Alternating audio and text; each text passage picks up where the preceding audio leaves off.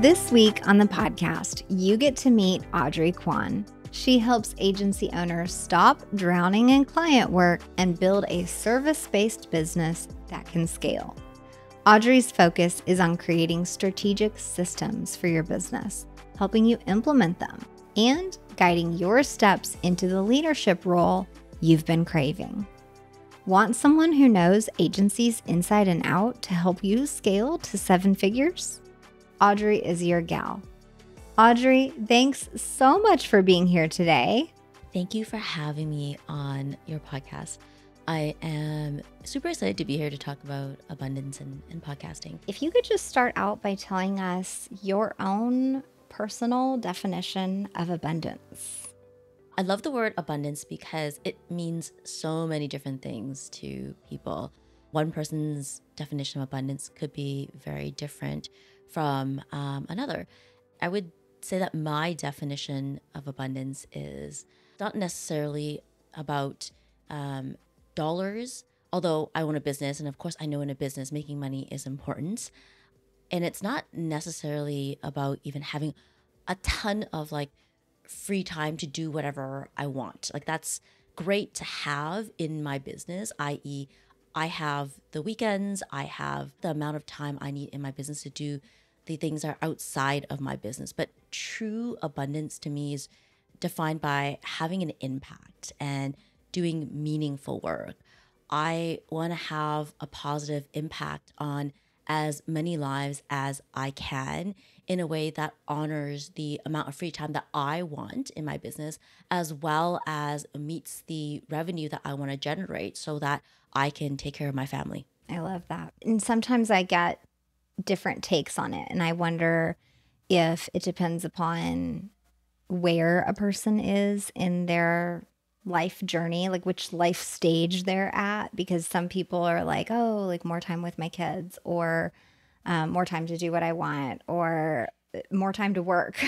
It just depends.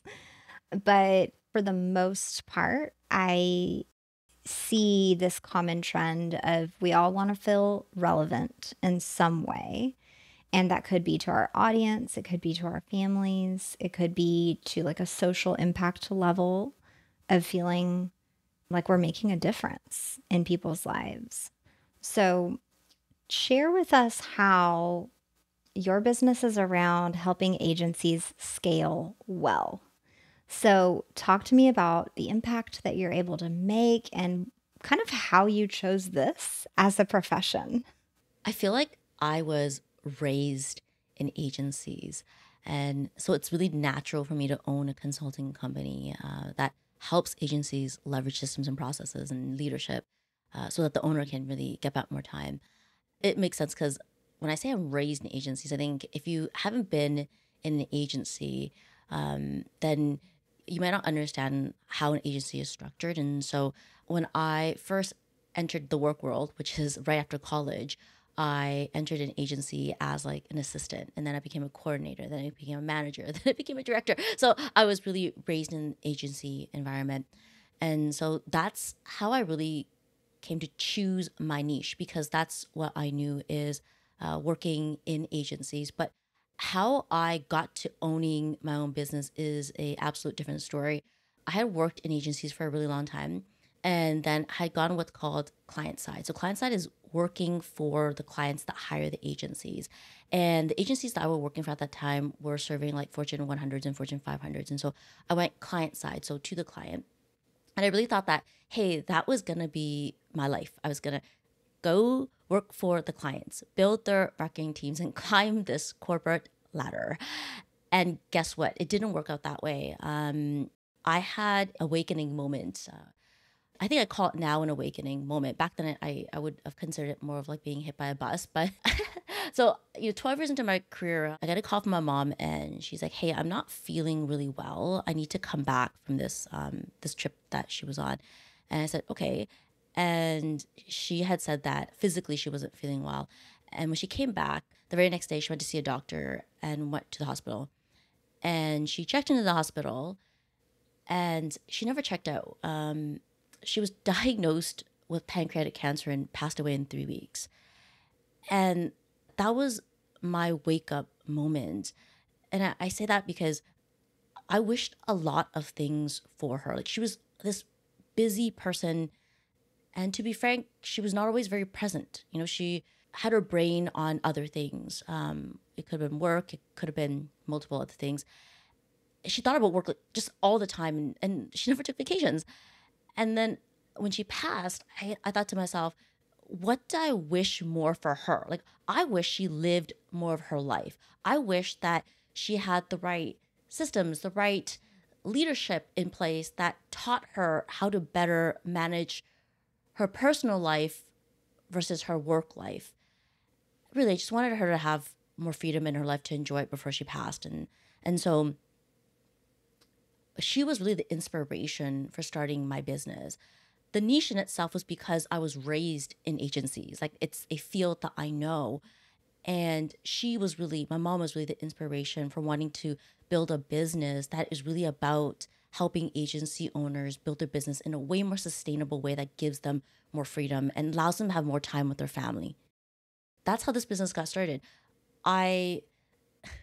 So I did finish a master's degree in organizational development. So I'm in communications, focused on organizational development before I left my job. But one of the things that I did that I don't necessarily recommend for everyone is I finished the degree and I just quit and started a business. And I say that because I did use my life savings to do that, right? And I think anyone who starts a business knows that I would say the first 2 years is a huge learning curve.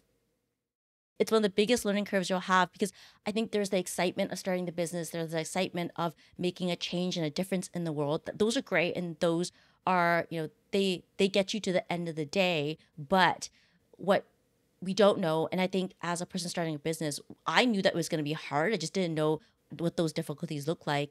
And simple things like even getting a website up was something that just felt like a lot of work, right? Because you didn't know what you were doing. You didn't at first it was like, this is easy. And then you got to figure out, oh, wait, I've got to understand the messaging. Oh, wait. And there's the design. Even simple things like that, right? Just getting it off the ground the first 2 years was most likely the hardest thing. There was those things like website, but more so there were things like getting clients, right? So getting the first client was, and I say this all the time, I think all it takes is one great client, especially in a service-based industry. So I'm a service-based provider. So we do consulting and we do coaching. And so all it takes is one client and serving the client really well. And then one becomes two, and two becomes four, and four becomes eight, and off you go, right? So I would say, like, yeah, that if I were to look at kind of my journey, that would be the short of it.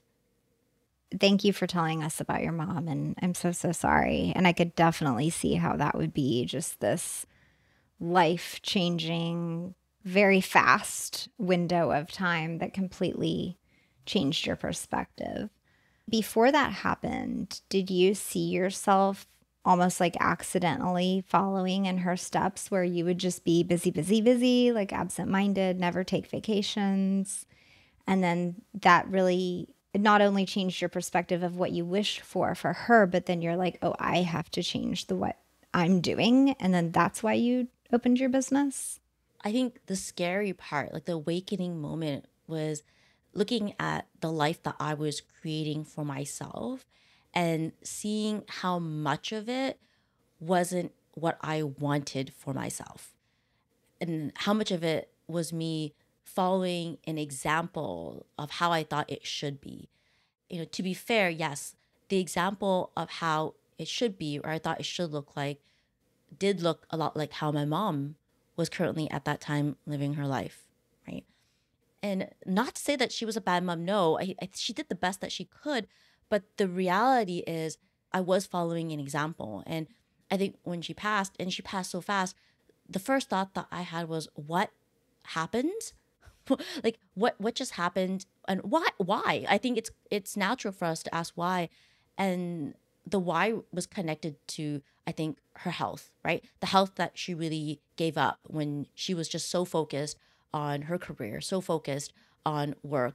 And the other part was, I think, her not knowing And maybe she did know. Maybe she did know that there was a consequence to those actions, but I don't think she knew there was any other option than what she was doing, right? And I feel like my business right now and the people that I consult with and coach with, that's what we do. We go in there and show people there is other options for how you run this agency. Isn't just the way you're doing it right now. There are different ways that we can run it, and things we can put into play that will give you just more freedom, things that you can learn that will help you and other people lead better so you can step away. I think those are the things we talk about a lot when we work with people who have a business that is at capacity and growing, and they don't want to give up the business. They want to continue pursuing the success of the business, but they also want to have their life along with that business, right? And when I look at my mom and I look at me and the path that I was leading then, I also didn't know that I could have both. I really felt like, okay, well, if it's all in on this career, it's all in on this career and there's nothing else. Have you ever pictured yourself hosting your own show? Maybe it's time. This show is edited and produced by podcastabundance.com. And if you like what we're doing, we'd like to do it for your business too. I'm Virginia Elder, and I've been helping independent financial service professionals launch and grow their podcasts since 2019. I coach you through branding, establishing structure and workflow, strategy, and recording your episodes. Then my team and I professionally edit your audio and video so you don't have to. We'll even write your episode descriptions and titles so that when potential customers turn to Google, your show appears in their search results.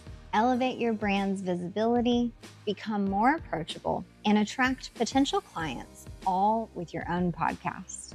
I'm here to hold your hand and make podcasting the exciting, up-leveling experience it should be, skirting you past the tech and software struggles. Take the first step by booking a call with me using the link in the show notes or by visiting podcastabundance.com.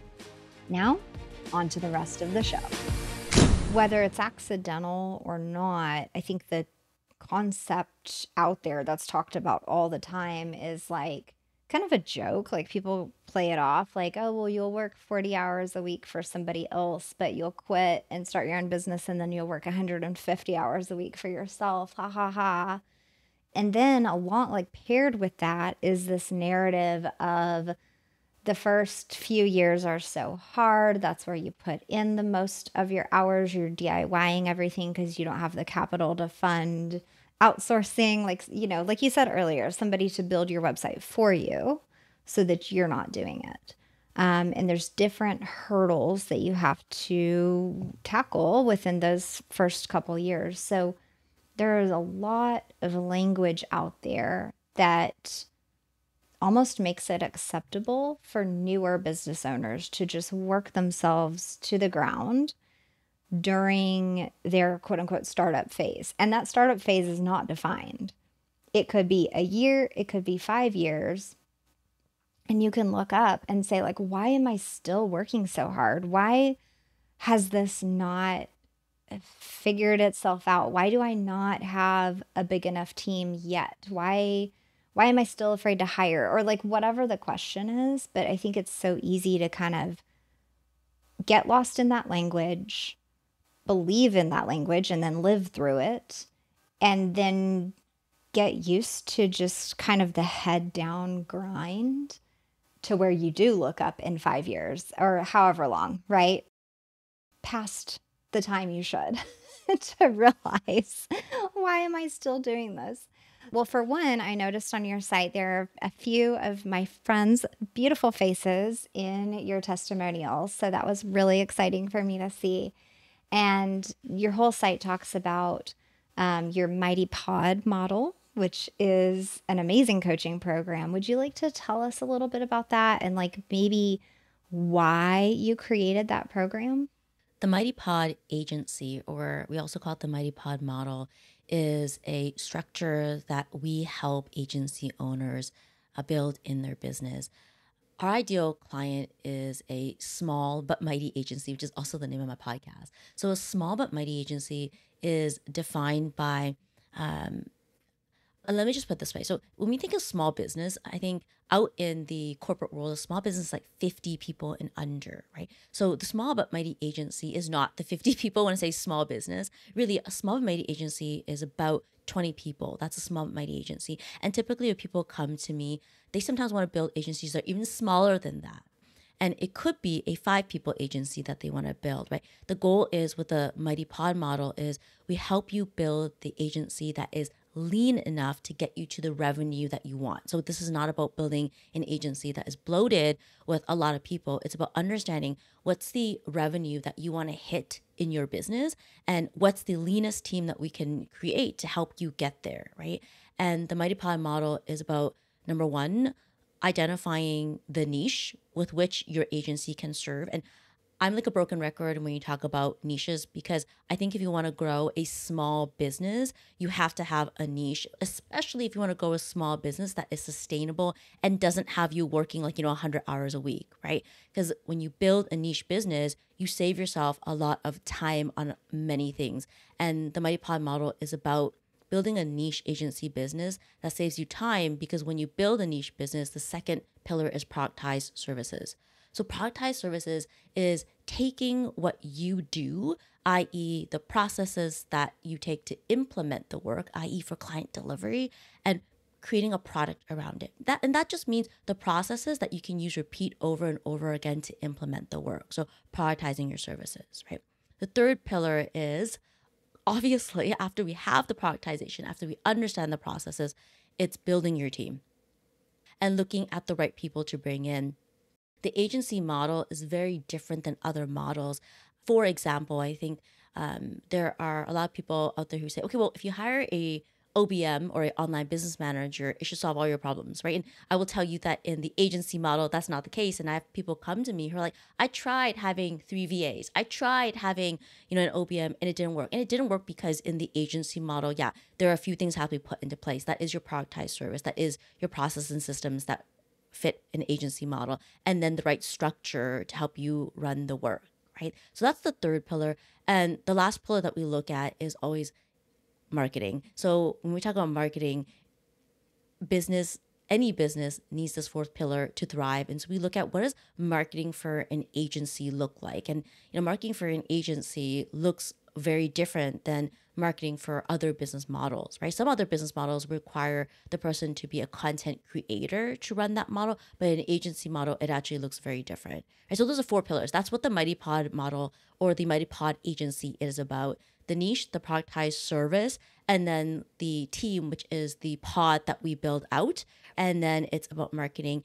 And we call it the MightyPod model because once you figure out what the core pod is to run your productized service, we replicate the pod so you can scale the business. And we can replicate the pod as many times over for as big as a business you want, or we can stop at a certain size and a certain revenue. So that's the MightyPod model.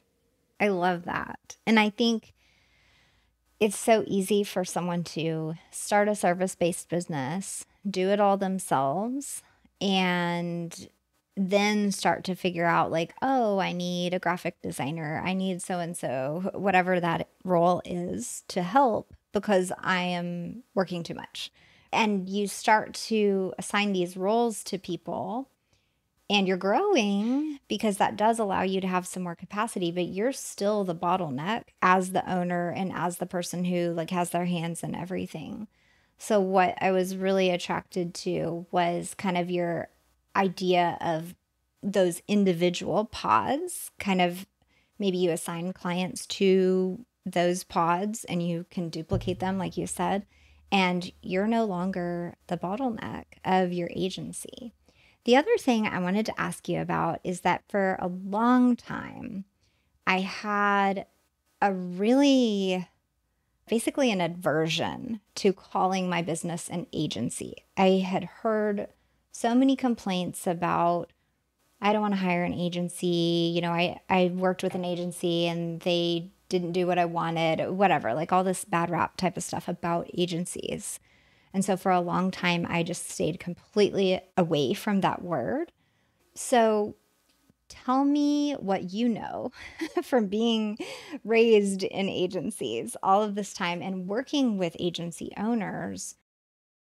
How do we avoid that reputation in the marketplace, not just for our own business, but if you hear somebody saying like, oh, like I don't want to work with an agency again, what can we say? What can we do? How do we reverse that type of thinking? First, I gotta say, you're not the first person to say to me, oh my gosh, there's this reputation that goes with the word agency. You're not the first person to say that. And yes, I think that there is that reputation when someone works with an agency that is not living out their values. It makes me sad because just like any other industry or any type of business model, there's always going to be someone who really cares and someone who doesn't, right? Like any industry. And so it's sad for me to hear that the word agency has this bad connotation, because I truly believe that if you want to have a business that cares about people, then it's your job to build it into your processes and your systems, right? And that's why I care about processes and systems, because your values need to be built in there. And the first thing is understanding what the values are and how that translates into your business. Let's say, for example, you really value communication, right? Transparent communication with your clients, right? Well, how are you building that into your business? Does that look like you are doing consistent meetings with your clients, consistent being maybe they're bi-weekly, maybe they're monthly, but what's the agenda for that meeting? That's a system that you need to implement, right? It's not just, well, I had a meeting with the client monthly and our value is transparent communication because we got into call with them, it's transparent. No, your job as the owner is to say, what does transparent communication look like in our monthly meetings with the clients? What are we going to talk about? And how is every person in our organization who's running these meetings meeting that objective through these meetings that we're having with the clients, right? So I think if we want to look at an agency that lives to its values, you got to look at what are the values, how are the values being implemented through your systems and processes, and then looking at, do those actual things you've built in systems and processes deliver for that client on that value? And we're always then looking at, if it delivers, great, how do we improve? If it doesn't deliver, okay, we need to get rid of this and add something else in here, right? So again, like any business, if we want to build a business that is about serving clients better, and better can be defined by your industry, by your business model, because it could mean better could mean different things across different businesses. But if you're an agency, if better means client communications, if better means delivering on promises, if better means making sure that your team is accountable to promises, then you've got to ask yourself, what actually exists in your organization to do that? What processes and systems? And that's me on my high chair talking about what it takes to deliver a business that is value driven. I think that's super helpful and really can make any owner, whether they are running an agency or whether they refuse to call it an agency or not, really think back about like, how are we doing things? Why are we different? And how do we build processes, like you said, to emulate those values and make sure that that's carried through, whether I'm the one overseeing this work or not. And I think that's that key right there that you said about building processes around your values. So not just the standard operating procedures of how to do a graphic, right? Or how to produce a podcast, right? Or even you could go more minute. Like in my agency, we have processes around my expectations of the audio that I'm listening to after it's been edited, like what I'm listening for. But beyond that, like you're saying, how are we communicating and running those meetings and all of those things? I think that's super valuable information there. Thank you. I think it's a misunderstanding to think of processes as just, and sure, of course, process is about the day-to-day how to do something, like you just mentioned, right? How do you edit a podcast episode after it's done? Sure, that's a process, right? But when you think of processes that create true sustainability in a business, you're looking at things like, and I'll give you an example, an agency, right? So in an agency, a metric that we should always be looking at is called retainment. So retainment, equals the retainment is MRR, right? So your monthly recurring revenue. And if you retain people, your MRR increases month over month, right? And that's how we create what we call a sustainable agency, right? And so if your goal is retainment, then you need to identify what creates retainment in your agency, and then look at the processes that continue those practices for your agency, right? So when we think of processes, it just isn't about, hey, how do we get this graphic out the door onto social media, or how do we design this website?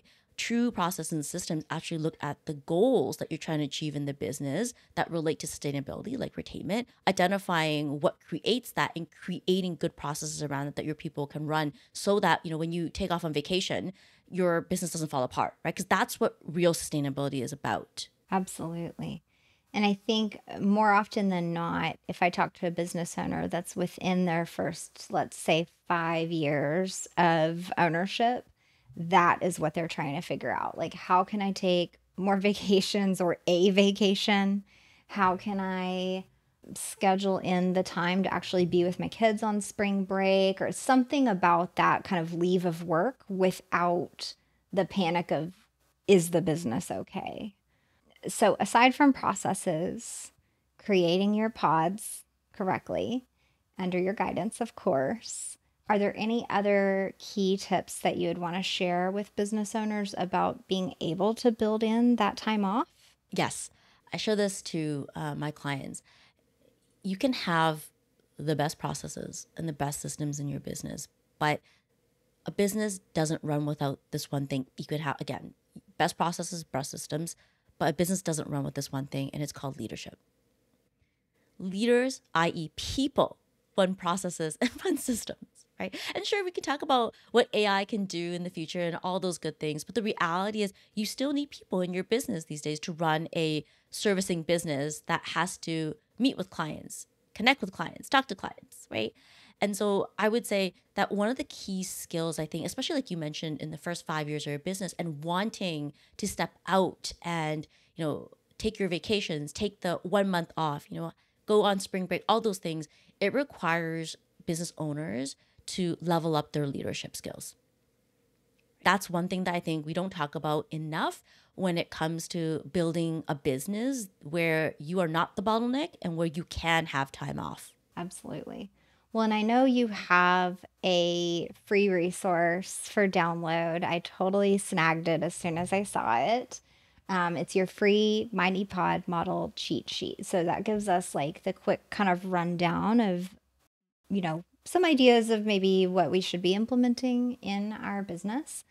Do you have any other resources or like recommendations of leadership development, something or another, like maybe your top recommended book or something like that for an agency owner?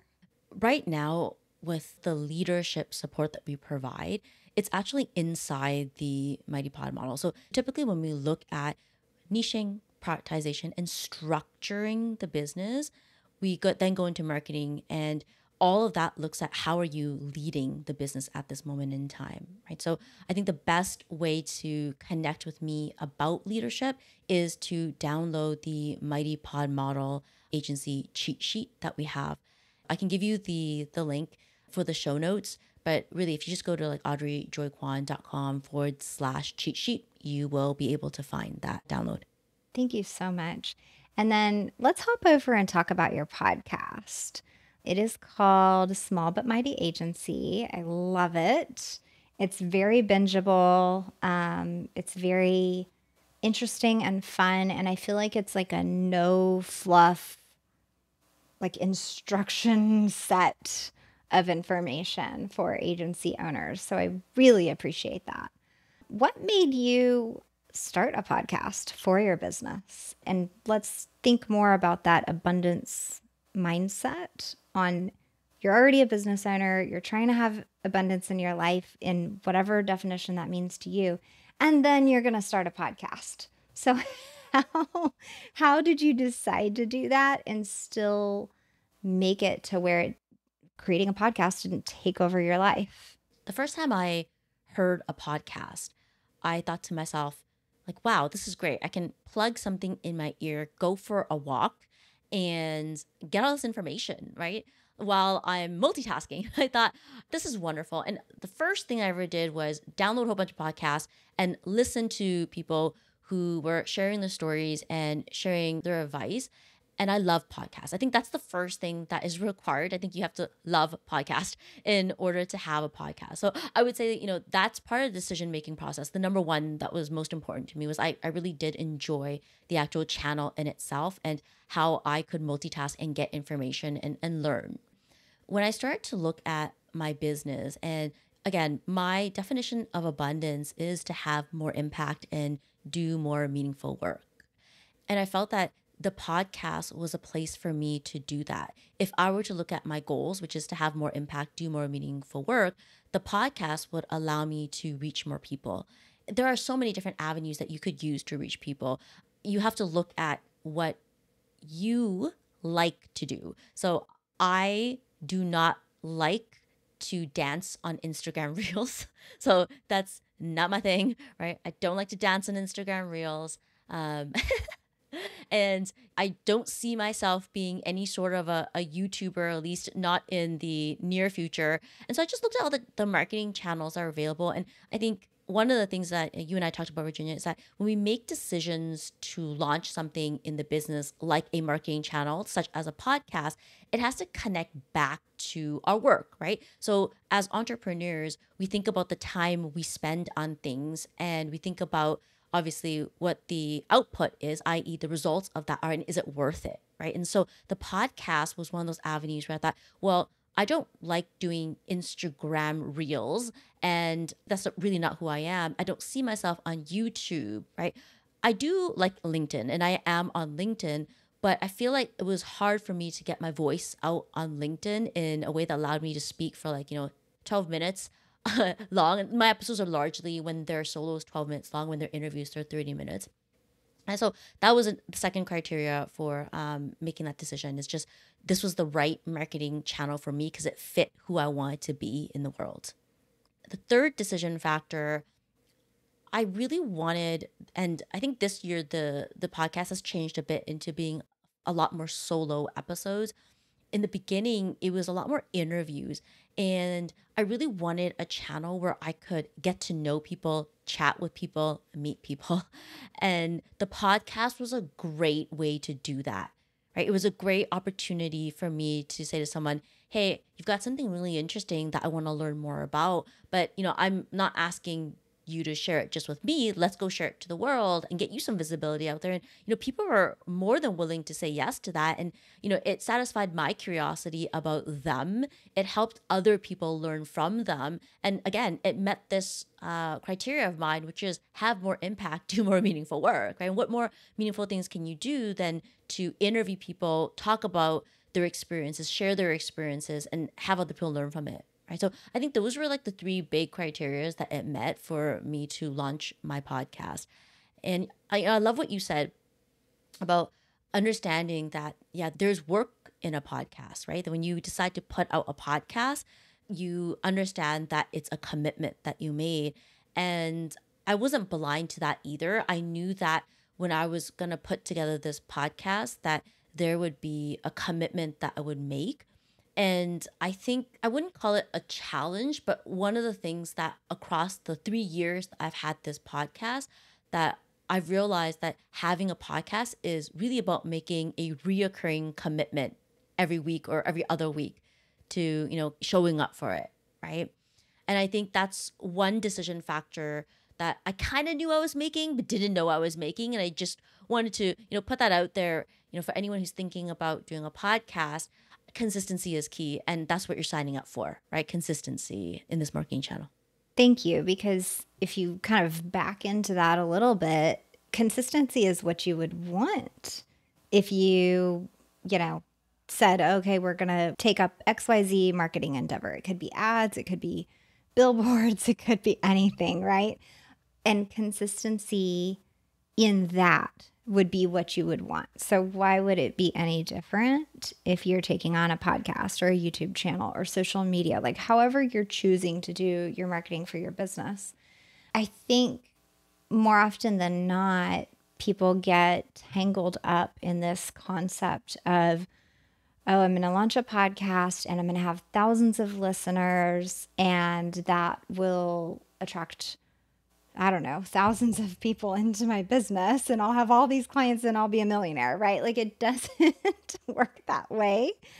And yes, you could get there eventually, right? But you also, the same way you build an agency, you don't attract in massive amounts of clients right away, kind of on purpose, because that would be a complete disaster because you don't have the team, processes, all that stuff. So many times it's a great thing for your podcast to be small for the first year, right? And for you to build up that audience slowly. And you mentioned you've had your podcast for quite a while now, 3 years, I think you said. How did you get past that notion to look at metrics or judge yourself as far as like, oh, only 30 people are listening, to my episode 2, and that will to just keep on going? Did you ignore the metrics? Were you meticulous about it and made tweaks to your show as you grew? Like, how did you stick with it with those metrics kind of always in the back of your mind, like bothering you? As an entrepreneur, metrics matter to all of us, right? We're always looking at the metrics. But I knew from the very get-go that I'm not going to push record and then upload this episode and bam, I'm going to have, 5,000 listeners download this thing. Like, I was very realistic about the outcome of that first year.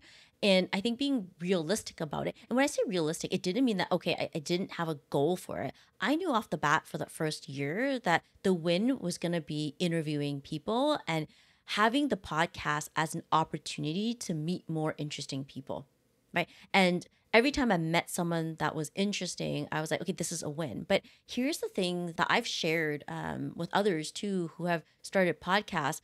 It's this.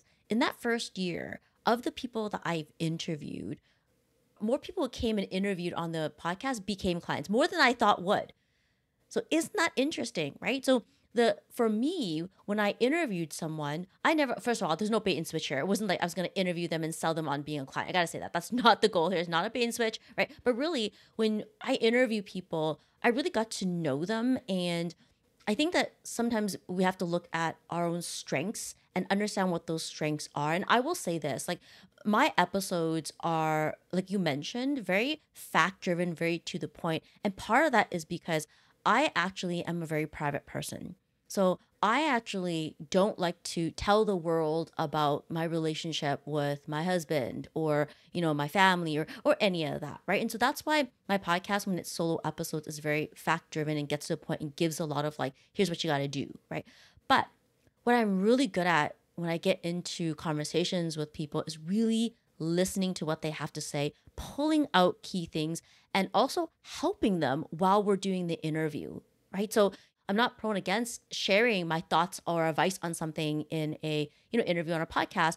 And I think because of the way that I'm built, my strengths, that creates a special relationship with the person I'm interviewing. And that also has led to a lot of people I've interviewed become clients. Right? And so I knew when I looked at the data from that first year of doing the work that, okay, this might not be getting 5,000 downloads, and that's not the goal. And that has never been the goal. But what is the result that's coming out of this? Here's this result that's coming out of it. And does that result benefit my business? Hell yeah, it does. Right? And so of course I'm going to keep doing it. For me, it's like the key thing, get clear on why you're doing something and be realistic about what the outcome will be in the first couple tries, in the first year even. But look at the data. And we say, look at the data. Don't just look at the number of downloads. Evaluate what good is coming out of that, in this case, that podcast. And is that good coming out of the podcast worth you continue doing it? Thank you for sharing that, because being behind the scenes for several podcasts over many years now, most people don't hit these big download numbers until they have 60 or 70 or more episodes done, published, and out there, right? And even sometimes those 60 or 70 still take time to build up traction. And there's 52 weeks in a year. So that is over a year of consistent weekly podcasting before you have this big audience, right? And the other thing I always go back to is, like, let's just realistically look at your business and say, how many clients do you really want right now?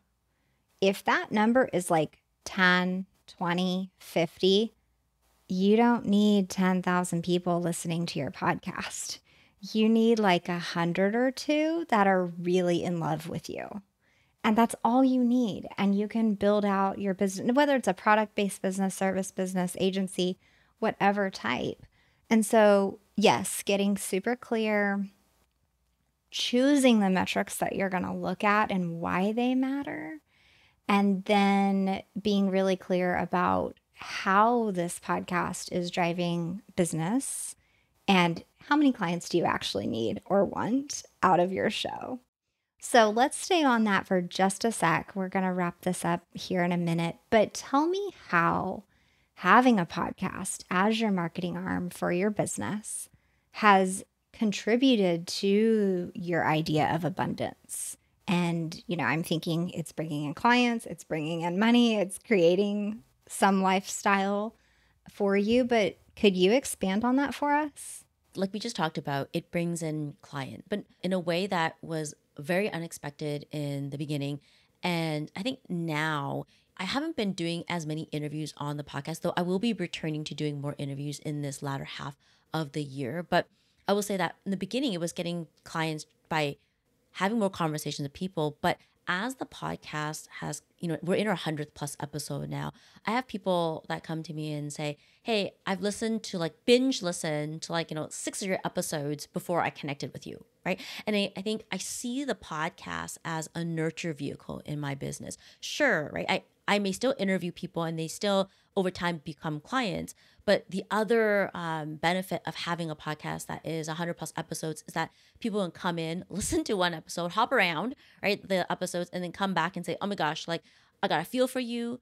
I know you, which, it's always surprising every time I get someone who gets on a call with me and is like, I know you. I'm like, oh, okay, I don't know you, so let's get to know each other first. But I'm so ecstatic and so grateful that they listen to more than one episode to get to know me and feel like they can connect to the way that I deliver value, right? Because again, the podcast is representative of me as a person. Like I just shared, I might share tiny little bits of my personal life in there, but I don't spend 15 minutes talking about my personal life. And some podcasters do, and people who listen to those podcasts really love that, right? And I can see how that can work for many people, but my comfort zone is not there. And so typically when I get on there, I get straight to the point. And I think a lot of people that I work with appreciate that. And you can see it in the consulting and coaching work that I do as well too. I get straight to the point, right? And people get a flavor for that. And because they get the flavor for that, when they come work with me, they're not surprised that I pretty much get straight to the point when we're working together. And that's the power of a podcast. I agree. I got that from your show too. And I thought, okay, this girl is like, no BS. Let's dive in. Let's take care of business. And yeah, there's a personality type there, I think, as well, that appreciates that versus maybe some other personality types want to talk about the weather. I don't know. But for sure, that's not me. I'm like, let's get to the beef. So thank you so much for sharing all of your wisdom with us today, talking about your podcast. I will definitely be putting links to your podcast, to your free download in the show notes. Audrey, thank you. Thank you, Virginia. It was a pleasure. Yes, absolutely.